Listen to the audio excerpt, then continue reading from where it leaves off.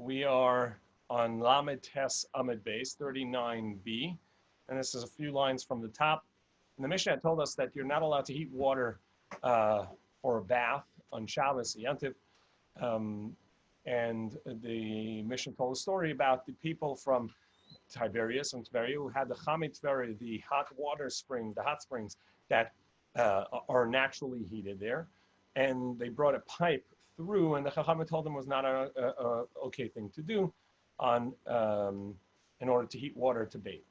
So the Gemara tells on this story, my rechitza. What does the Mishnah mean when it says that you can't heat water on Shabbos to bathe, and as well as on Yantiv? So my rechitza, ilay rechitza's kol gufo. It doesn't mean to bathe your entire body. It's only hot water that was cooked on Shabbos you're not allowed to use, implying that hot water that was pre-cooked before Shabbos, such as maybe our hot water heaters. If the water is heated before Shabbos, then you're allowed to bathe on Shabbos, your entire body. That's not true in any case. Shabbos Mutarin, is that what you're saying? But Tanya, Shabbos and you're only allowed to use hot water that was cooked before Shabbos. You're only allowed to use that to wash your hands, face, and feet, but you're not actually allowed to use it to wash your entire body. Our hot water heaters wouldn't work anyhow, as we've talked about, because as soon as you turn on the tap, some water is going to be released from the tank, which the vacuum pulls in more water, and that gets heated, so you're cooking on Shabbos itself. But even if you had water heated before Shabbos, and in a way that you can use the water, you'd only be allowed to use that to wash your hands, face, and feet, but you would not be allowed to actually bathe your entire body. So our Mishnah can't mean to wash your entire body because it says you can't heat water on Shabbos, which would imply you may use before Shabbos. So must be the Mishnah talking about washing your hands and feet. So the Mishnah must be talking about washing your face, hands, and feet. Well, then look at the next part of the Mishnah. And on Yantiv, this heated water on Yantiv is going to be prohibited as well, like hot water that's heated on Yantiv, which you're not allowed to use to wash your entire body. But you may use it to drink. And now Gemara says, wait, is that really true? Lema Tanan Masli to the Beis Shammai. That's the opinion of Beis Shammai. The Tanan Beis Shammai Amrun LeYachana Adam Mechamin LaRaglov Elam Ken Ruin L'Shtia. You're not allowed to cook water to heat on Yantiv, to wash your feet, unless it's drinkable and you intend to drink it. But just you're not allowed to heat water to wash your any part of your body. Beis Hillel Matir and Beis Hillel, the ones that say you're allowed to heat water on Yantiv to wash your hands and feet and face, because as Tues points out, and the Rashba and Ritva say that in those days it was not common for people to bathe at all. The only thing that they would wash is their hands and feet and face. And therefore, it was normal to heat water, and that's a common occurrence. As we know on Yantiv, you're only allowed to heat water. You're not only allowed to cook that which is a typical cooking. It's called Shava L'chol Nefesh. As the Torah says, that which is eaten l'nefesh, only that may you cook on Yantiv. And therefore, only something that is a common thing. But you can't, for instance, and Gemara says you cannot burn incense for for a nice smell in the house, because that's a posh thing to do, but isn't a common, typical thing to do. And therefore, bathing as well was uncommon, and therefore that would be a thing done only for pleasure and not a typical bathing thing, and not a normal thing for people to do, and it's going to be prohibited unless you're talking about heating water for washing hands, face, and feet, which Beis Hillel allow. But our Mishnah, if it's going to be symmetrical, Shabbos and Yantiv, well, you said Shabbos, you're not allowed to heat water on Shabbos to bathe. And that obviously is talking about hands and feet, because if you're talking about the entire body, even if it was cooked before Shabbos, you can't use that. And therefore, it must be talking about washing your hands and feet. If that's the case, on Yantiv, Beis Hillel will allow that. And then our Mishnah would have to concur with Beis Shammai. That doesn't work. No. So that's not what our Mishnah is talking about. Our Mishnah is talking about to pour water over yourself. and pouring water over yourself is not. Bathing, and that you're allowed to actually do on Yantiv the entire body if it was water heated from before Yantiv or with cold water, but water heated on Yantiv would be prohibited. That's what our Gemara is saying, our Mishnah is saying. V'haitanu, and it's the opinion of this Tana. The Tana we learned leishtatif adam called gufay ben mechamim incentive or a mayor. A mayor says you're not allowed to use cold or hot water to throw over yourself on Yantiv. Rabbi Shimon matir, and Rabbi Shimon says no, you may use hot or cold water to throw over yourself and sort of bathe yourself that way. And Rabbi Yehuda Emer Chamin Aser B'Tzanim Mutar. Rabbi Yehuda says no, it depends. Cold water is permissible, hot water is prohibited. And our Mishnah would be in concurrence with Rabbi Yehuda that you're not allowed to throw hot water that was cooked on Yantiv over yourself. Amar Rav Chisda Machlekes B'Kli.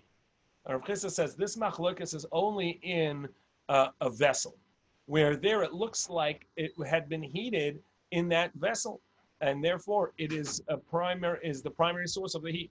Almo B'Karka, but if it's in the ground, you're bathing in a pit in the ground, there we know that you didn't cook the water there, so it's already a second vessel. It's from where it was originally, and it's now in another vessel, and therefore you can assume that it was heated yesterday. It's not fresh water heated today, and people will assume that will not assume that you cooked the water for this today, and therefore it's permissible. But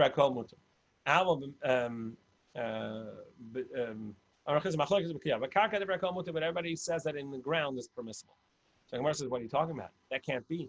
Because in our Mishnah, it's talking about the case of the people who brought a pipe through the Chamei Tveria, through the hot springs of Tveria, and then they collected that water and they bathed in it, and that was obviously in the ground.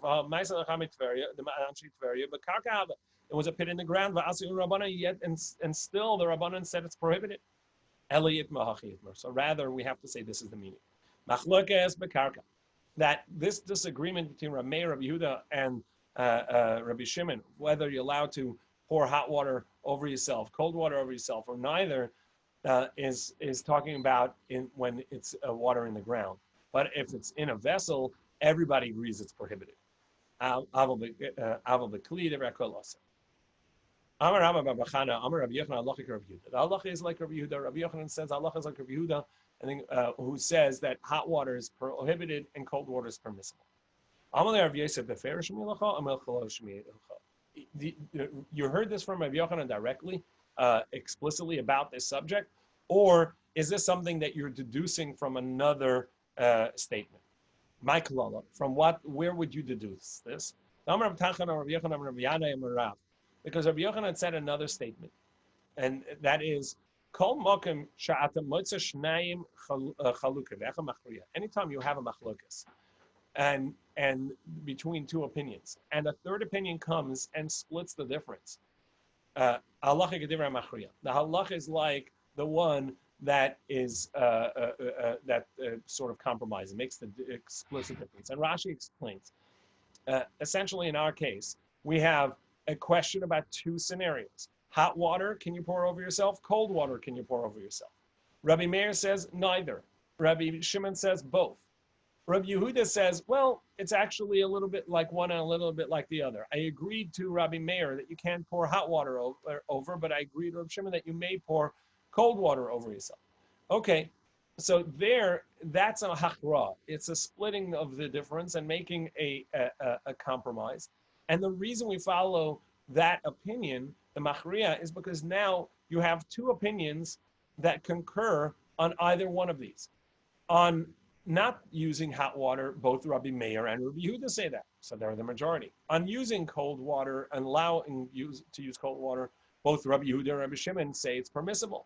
And therefore, we're going to follow the machriya because that creates a majority in each one of those opinions. However, there's one machlokas which is not included in this rule. Chutz mikulei katlonius. Besides for rags, we saw this question earlier, and the halacha is that rags are still susceptible to tumah if you put them in drawers, because that means you want to retain them as a cloth. If you throw them out into the garbage, they're no longer a garment and therefore not susceptible to tumah because you toss them out. And there was a machlokas in question in regards to if you hang them on hooks, you put them, toss them behind the door. Do you still maintain them, and therefore they are susceptible to tumah, or they're no longer and worthy to be called a garment and no longer susceptible to tumah? We had three opinions there. Even though Rabbi Eliezer was strict and said that it's susceptible to tumah, Rabbi Yeshua Mekel, Rabbi Yeshua says it's no longer susceptible to tumah unless you put it in the drawer. Rabbi Kiva went halfway, and he said, well, it depends if you put it on the hook versus if you put it behind the door. Nevertheless, the halacha is not like Rabbi Akiva over there for two reasons.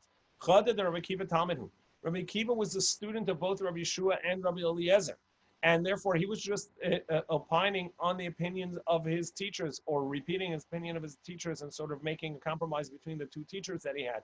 But it was not his opinion, so that doesn't count. That's the way Rabbi Chananel seems to explain it.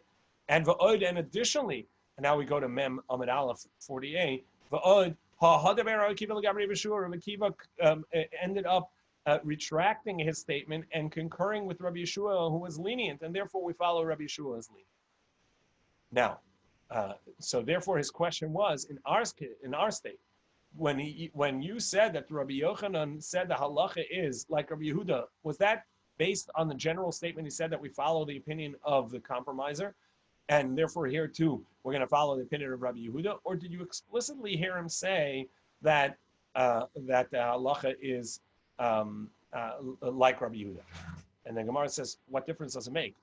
Either way, it sounds correct. So Gemara says no, because perhaps Rabbi Yochanan only set a rule that we follow the compromise if it's in a Mishnah, but not in a Brisa. Dilma hanimili b'maslitin ava b'Brisa loy, and this is a Brisa, so perhaps we don't follow the opinion of Rabbi Yehuda. Amalei, he said to him, no worry. Ana b'feirush shmieli, I explicitly heard from Rabbi Yochanan that the halacha is like Rabbi Yehuda, that you can pour cold water over yourself, but you cannot pour hot water over yourself. Itmar. So it was said, hot water that was heated before Shabbos. You have a bucket full of hot water, cooked before Shabbos, and now it's Shabbos, and you want to bathe yourself in them. So what's the halacha? So Rav Amar Lamachar, so Rav says on Shabbos, what can he do? Ruchetz ben kol gufa, you can wash your entire body with it. However, not all at once. You wash one limb at a time. Aver, one limb at a time. The Shmuel says no, that it was only permissible, they only permitted to use this hot water that was cooked before Shabbos. Is only permissible to be used for your face, your hands, and your feet. So we ask a contradiction to Rav, who says that you can wash your entire body limb by limb. The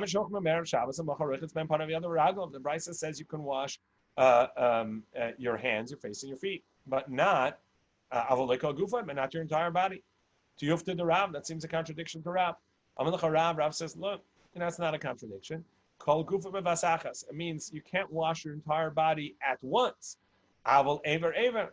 But you could wash limb by limb. So Gemara says, but it said in the Brisa of Hapanav Yadav Raglav. It said, Katani, it says specifically only your hands, face, and feet. Ke'ein Panav Yadav Raglav. What it means, just like when you wash your face and then your hands and your feet, each one limb is separate, so too the washing of your entire body also has to be limb by limb.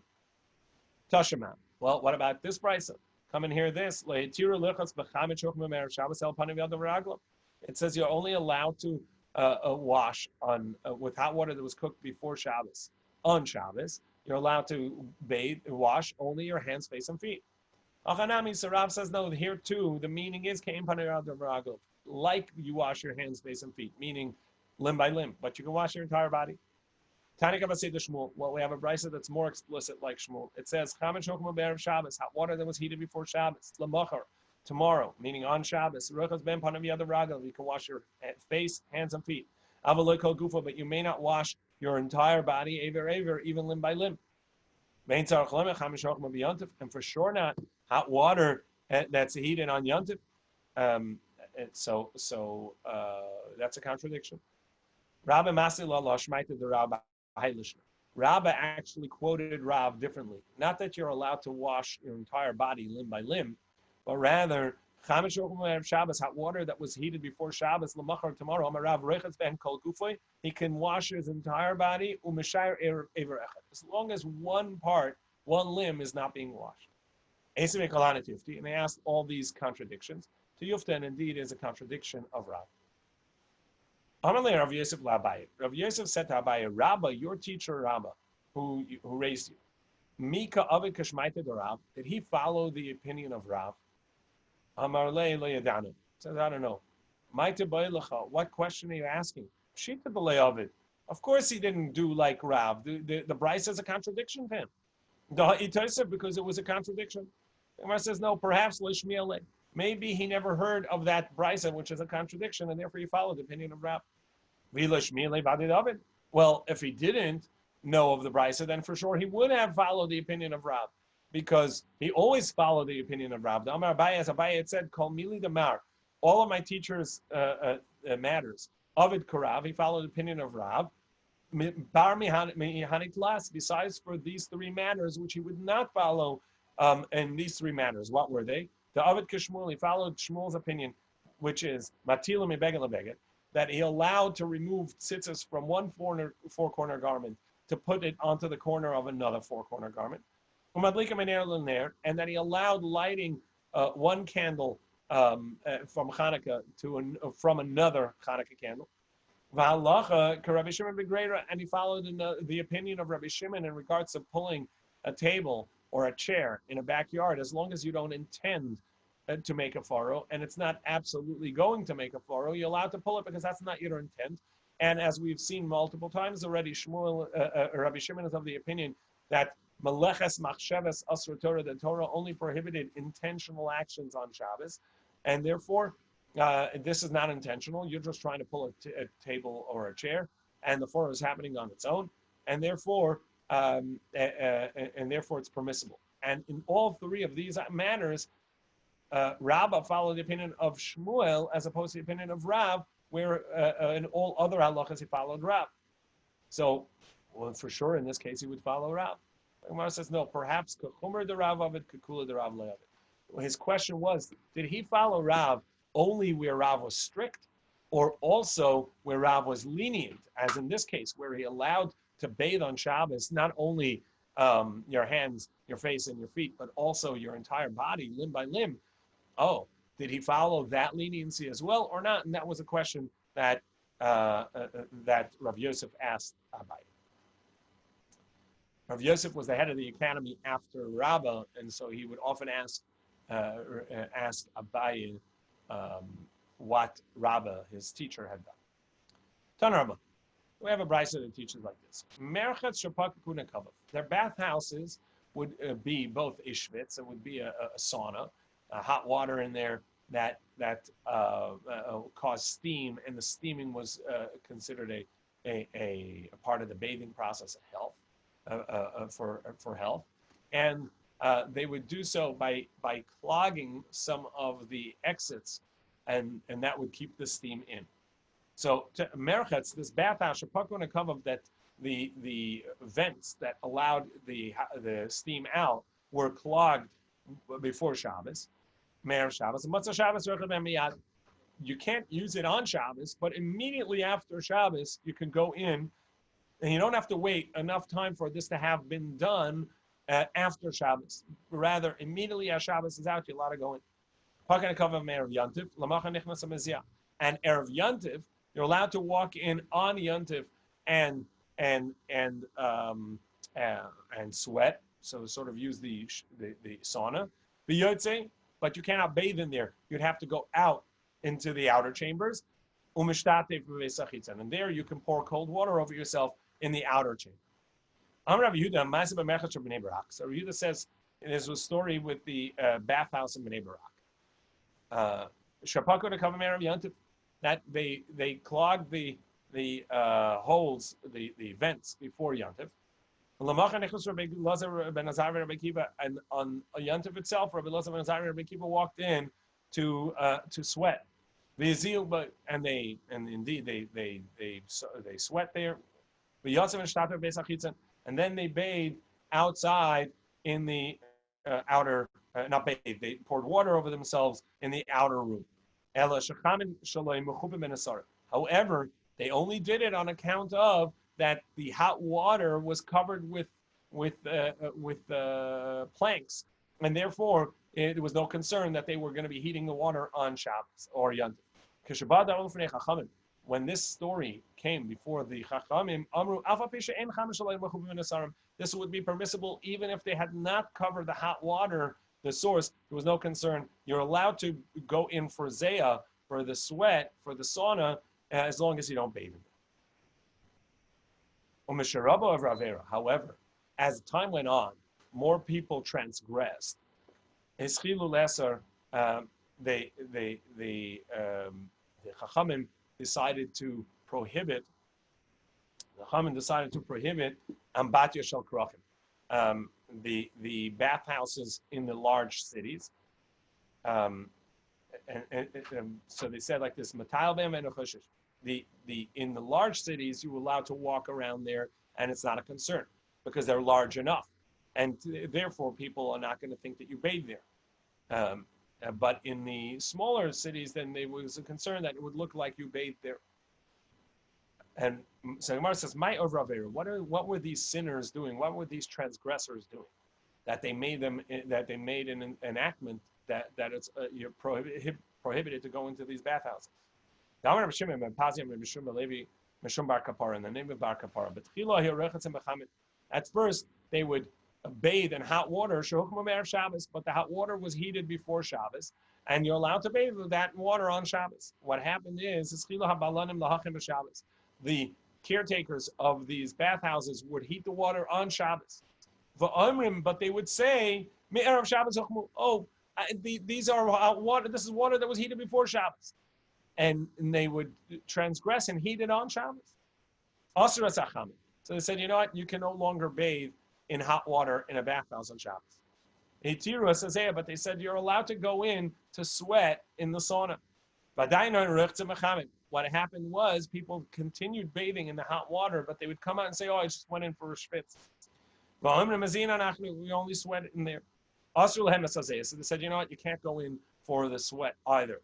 But they said, "But you can go to the hot springs of Tveria because there nobody's heating the water, and so it's not a problem." So what people would do is they would make bathhouses near the hot springs, bathe in the regular water, and say, "Oh, we went to the hot springs, natural hot water." The Chacham said, "You know what? You can't even go to Chametz Tveria to the hot springs." But they said you could bathe in cold water.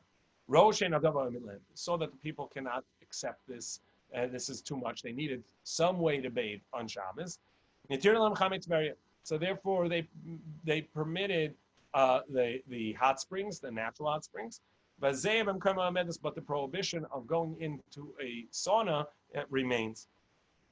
Rava said, somebody who transgresses a rabbinic prohibition, you see, he's called a transgressor, even though that he can say, look, I didn't transgress a biblical prohibition. Nevertheless, we see over here that the Brisa calls them a avera transgressor. Come on. Like we just learned,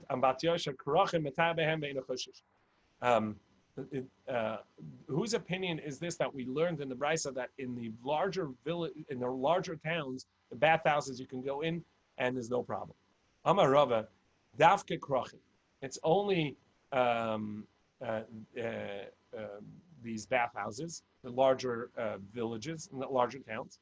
But in the villages, you may not. My time. What's the reason? Keeping the zutra nafesh avlai.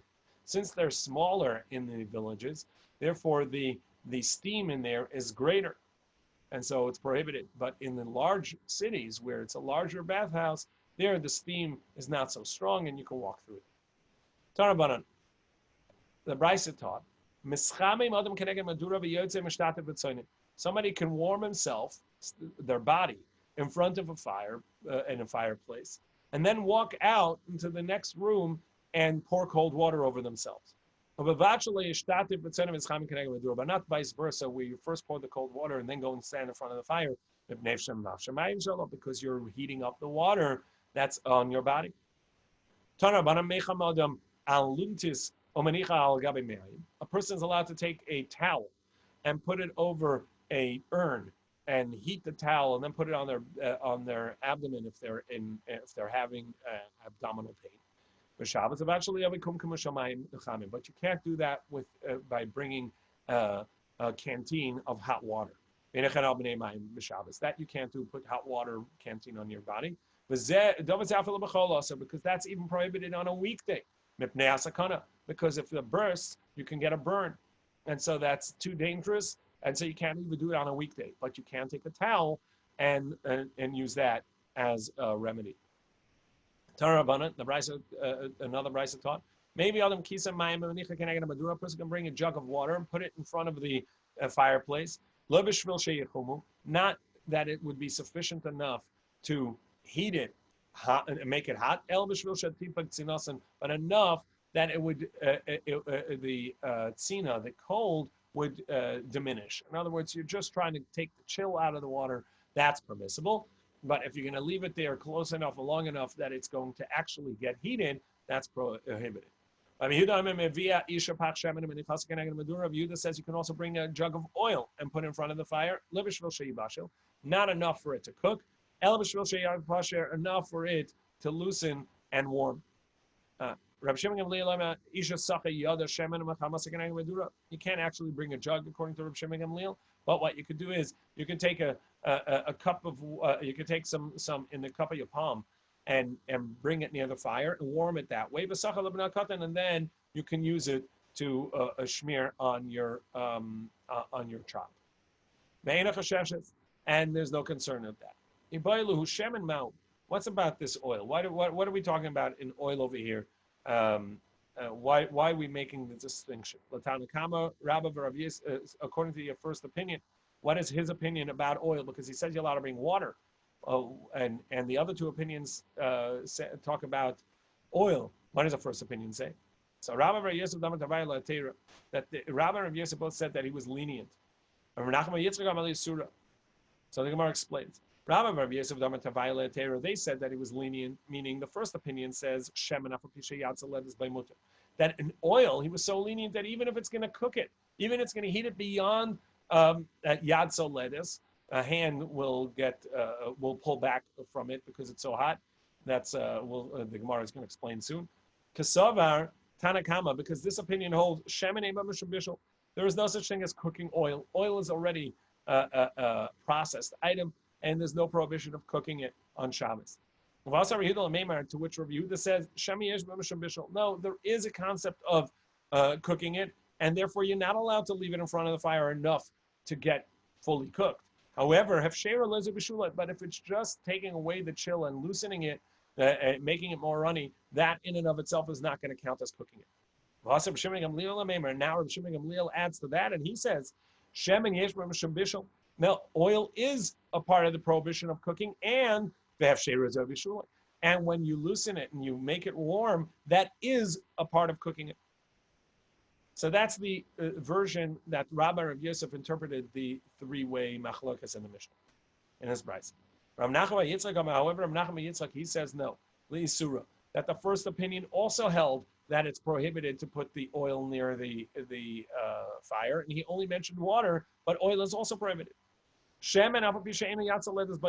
Oil, even if it never reached this point of yad soledis boy, where the hand will pull back, it's going to be prohibited because you're cooking. Because the oil is included in the prohibition of cooking on Shabbos, and making it lukewarm is also going to be a part of cooking. And Rabbi Yehuda disagreed, and he said, no, you can actually put oil there because just this warming it is not going to be sufficient to count as cooking. Rabbi Shimon Gamliel says, no, oil is included in prohibition, and this level of cooking counts as cooking. So Gemara says, well, that's exactly the first opinion then. Rabbi Shimon Gamliel Tanakama. The distinction is, can you do it in a backwards way? If you're not doing it in a straightforward way, you're not moving it and putting it there in a regular way. So therefore, Rabbi Shimon Gamliel says, if you put it in your hand and you bring your hand close, that's not a normal way of heating it, and that would be permissible.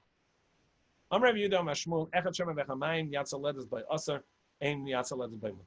Shmuel, in the name of Shmuel, Rabbi Yehuda said that both water and oil, as long as it doesn't reach Yatsa Ledas Bo, it's going to be permissible. If it reaches the level of Yatsa Ledas Bo, it's going to be prohibited. Ve'echidami Yatsa Ledas Bo. So what level of heat is this Yatsa Ledas Bo? Amarach ve'kosher kreisa shaltinik nichvis. If it's hot enough that a newborn's belly would burn, that's too hot. So usually you test it with your elbows or whatever. But the idea is it's a level of heat that if your hand touched it, it would pull back. It wouldn't burn you, but it would be hot to the touch. That is too hot. Rabbi Yitzchak bar Avdimi said, I once followed Rebbe into the bathhouse. And I wanted to put, because they used to put oils on prior to going into the bath, so I wanted to put the oils into the bathtub, into the hot water to loosen prior to giving it to him. Amar Li, he said to me, Tol b'klisheni. So don't put it directly into the tub. Take it into a second vessel, and then put it in there. Retain and then put it in there. Shema min atlas. I learned three things from this. Shema min Hashem yesh b'mishabishol. So I see that there is a problem of cooking oil on Shabbos. Secondly, ushma min klisheni and mavashal. And I see that even if something would be considered cooking, if I put a jug of oil inside. Into hot water in a first pot, the pot that was heated itself.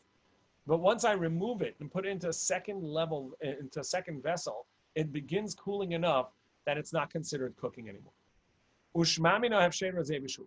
And another thing is that I see that he considers it cooking in just loosening it, warming it. That's sufficient to count it as cooking. So the Gemara says, how can he tell him what to do? A halacha. He's teaching him a halacha in a bathhouse. You're allowed to think of Torah anywhere, besides in the bathhouse itself, or in a bathroom. And if you're going to tell me that he said it to him in foreign language, not in Hebrew and Lashon Kodesh, so what?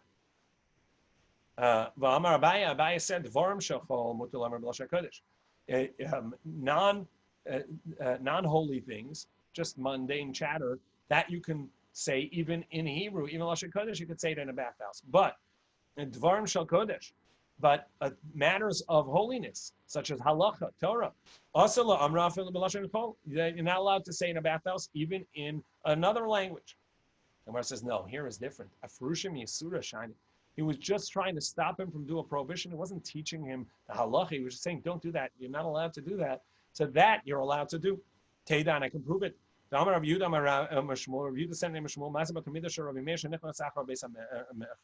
Like the story with the students of Rabbi Meir who followed him into the bathhouse.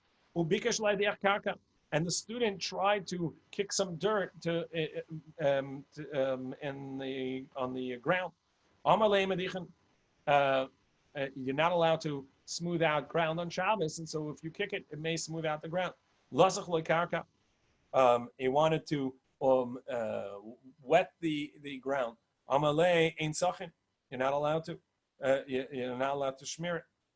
Alma, so you see that he would tell him the halacha because he wanted to stop him from transgressing.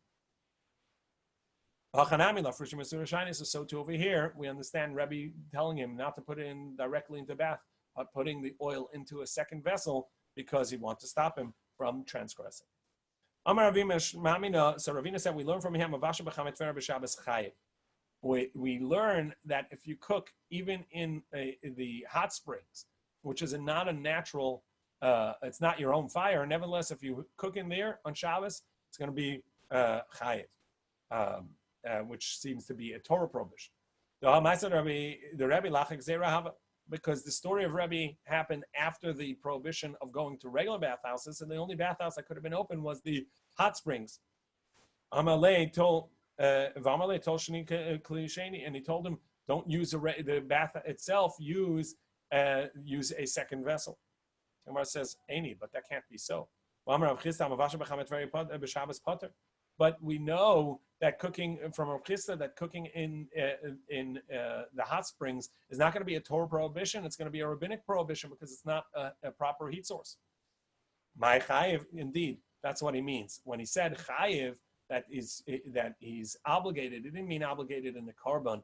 What it means is the kama makas mardus, that he's transgressed rabbinically and that he would be liable to lashes. The shutdown bati. I saw Rabbi Abo that he was floating in the bath in the bathhouse. But I don't know if he lifted his feet or not. For sure, he didn't lift his feet. The Tanya, as we learned, you're not allowed to float in a full bath. So for sure, we know that he wouldn't have. Why is he even doubting this? And you're not allowed to even do this even in your backyard bath. For sure, not in the bathhouse. So the Gemara says, like Kasha, how the less like Yedudi, how the is like Yedudi. And so the Gemara says that it depends on whether there's a ledge or not. If there's the water is so high up that it gets to the edge of the ledge, so the concern is that he's going to stick his feet into the ground, and in order not to slip, if there's no ledge, and then what's going to end up happening is that he's going to mix some of the dirt with the water, and that's like kneading, and is going to be prohibited. We are now on Mem Aleph Amid Aleph 41a. We're just going to get to the Mishnah. We'll quickly go through this in the next few minutes. I saw Rabbi Zera that he put his hand and covered his lower body when he was in the bathhouse. But I don't know if he touched his own body, just put his hand there in modesty or not. So where it says Pshita Naga, for sure he didn't touch his body. The Tanya, as we learned, any man that touches his male organ, umashtin, even when he needs to urinate, he's bringing the flood to the world because he's causing his body to warm, and as such, he's going to bring himself to seed, and that's going to be wasting seed. The Abaye says, no, in a bathhouse is not a concern. It's just like the story of a boleshes. Boleshes is the concept where they'd have a marauding army coming into a city, and it was a danger. So it depends. The Tanan we learned, this army that came into a city, if it is a peaceful army, meaning it is the soldiers of the country that they're in, and it's a time of peace. So there's no concern that they're busy fighting a battle. So now we have a problem.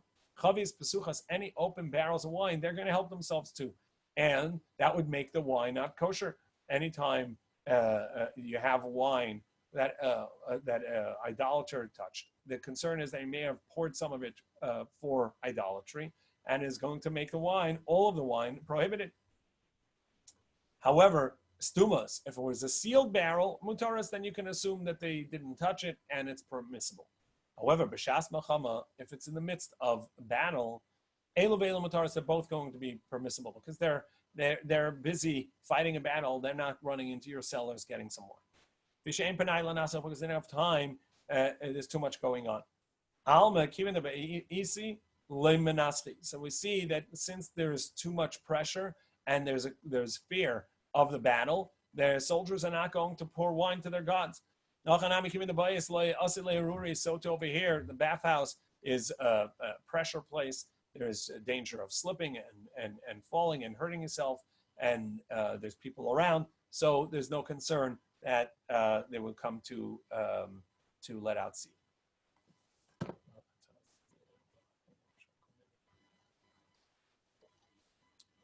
So Gemara says, but who said if this wasn't a bathhouse, what concern would there be? It could be the fear of the river. Gemara says, there's another problem with him putting his hand there to cover himself in modesty. Rav Huna said in the name of Rav that what are you embarrassed of? It's as if you're hiding the fact that you had a circumcision, which is the covenant of Avram, and that's denying the covenant. So Gemara says lakasha the nachas how the kisalik. It depends which way you're facing. If you're walking into the river to the bath to bathe, so there's no modesty need for modesty. But kisalik, when you're coming out and you're facing the crowd on the beach, there's a need for modesty. Indeed, it would be appropriate to cover oneself. The Rabba, like Rabba Shachi, Rabba would bend down and crouch down when he was coming. Rabbi Zera or Zakif, Rabbi Zera would stand up proud. Rabbanan Deber of Ashi, Nachti Zakvi, the students of the Academy of Ravashi, when they went down to bathe, they would stand upright. But Kisalki, when they would come out of the water facing the people, Shachi, they would crouch. Rabbi Zera have a kamashtamet with Rabbi Yehuda. The Gemara tells another story of Rabbi Zera that he was avoiding Rabbi Yehuda. Rabbi Zera wanted to go up to live in Eretz Yisrael and study there. In fact, that's why he's called Rabbi Zera, because all the Chachamim of Eretz Yisrael were called Rabbi, and he ended up going there. And so he avoided Rabbi Yehuda, the Ba'ila Mesek Lara, because he wanted to go to Eretz Yisrael. The Amar Rabbi Yehuda, and Rabbi Yehuda had said that it's prohibited. Anybody who leaves Bavel, leaves Babylon, to go to Eretz Yisrael, over ba'aseh, he transgresses a positive commandment, because the pasuk says in Yirmiyahu, "Shenemar Bavela Yavo, you shall come to Bavel, v'shama yihiyu, and there you shall be." So you see that you're not allowed to leave. The gullus that Hashem sends you to is where you need to be. Amar Ezel ve'eshma minei milsa. However, he wanted to still learn from Rav Yehuda. So he says, "I'm going to go there and learn something." Va'isi ve'esik, and then I'm going to go to Eretz Yisrael. Azal ashkechei dekoy bani. He found when he got there, and he found that he's in the bathhouse. He walked in and he's telling his servant, "Heviali neter, bring me soap. Heviali masari, bring me a comb. Pischu pamaychu va'afiku havla." Open your mouths and breathe in and breathe out the steam. And drink hot water. The Yavit says doesn't mean drink hot water from the bathhouse, because obviously you can't drink the water from the bathtub, but it means drink hot water in the bathhouse, the same level heat as the bath. Amar, if I had not come just to learn this, that would be sufficient. In other words, coming for this alone was worth it. What did he learn from the first two statements? Bring me soap and bring me a comb. That you're allowed to speak Hebrew even in non-holy things. You can say mundane things in Hebrew, in Lashon Kodesh. That he said, open your mouths to breathe in and out the steam. Like Shmuel said, I'm a Shmuel, havla mapik havla. That the steam brings out the steam, that it comes into your mouth, and when you breathe it in, it'll bring out, it'll help you sweat well, and it's going to be healthy. But this drinking the water of the bathhouse, what does that mean? What is that? That's how we learned. Somebody who ate but did not drink, his eating is blood. In other words, that it's not healthy for his body. It is the beginning of a stomach ailment.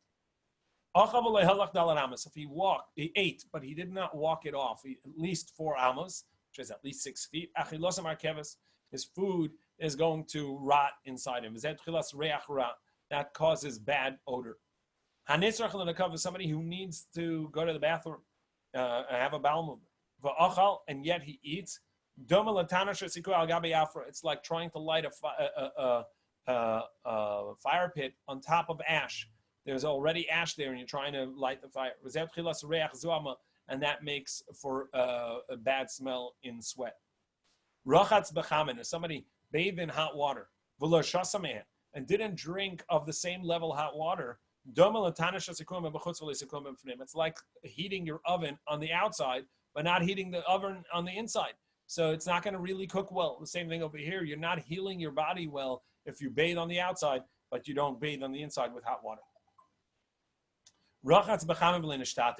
You bathe in hot water, but you didn't pour cold water on yourself. It's like putting metal into an oven to heat it, but you didn't temper it by putting cold water into it afterwards. Putting it into cold water. You bathe, but you didn't put on oils.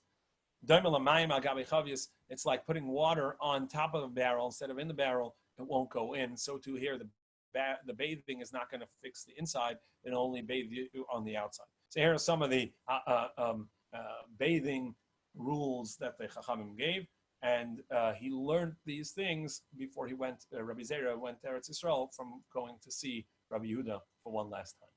Yashakach, and tomorrow morning at 6:15 we continue in our regular